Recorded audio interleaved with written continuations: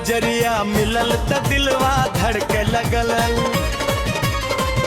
प्यार के रंगवा दिल में चढ़े लगल। हंसी तो हर लागे फुलवा के बहार, बोलिया सुनी त हो जला प्यार। पायल के छन छन मनवा लुभावेला, तोहरे बिना कुछ ना भावेला।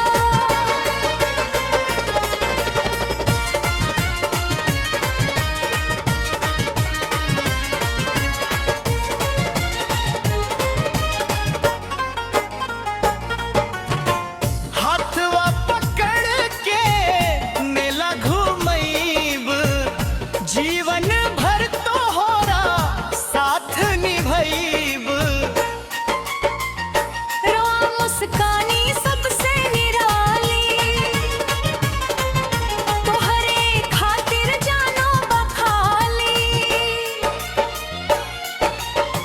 दिलवा से दिलवा के जुड़ गइल तार, रुआ बन गइल बाड़ू हमार संसार। हरियर चुनरिया में लागेलू कमाल, रुआ बिना सुना लागे ई संसार।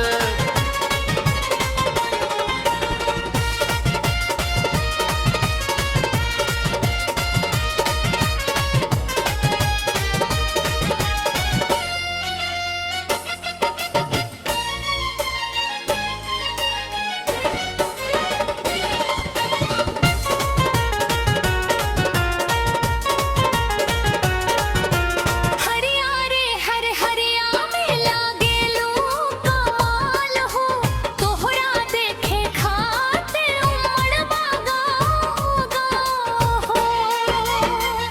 नजरिया मिलल त दिलवा धड़के लगल, प्यार के रंगवा दिल में चढ़े लगल।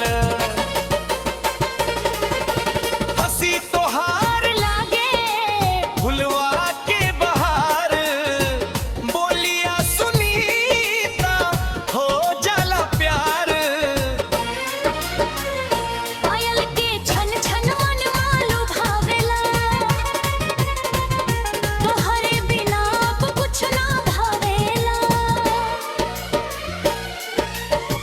हाथवा पकड़ के मेला घूमैब, जीवन भर तोहरा साथ निभैब। रोआ मुस्कानी सबसे निराली,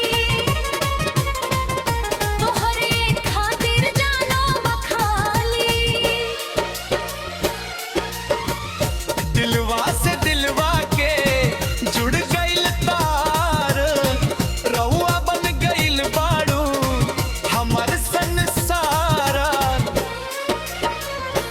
हरियर चुनरिया में लागेलू कमाल, रुआ बिना सुना लागे ई संसार।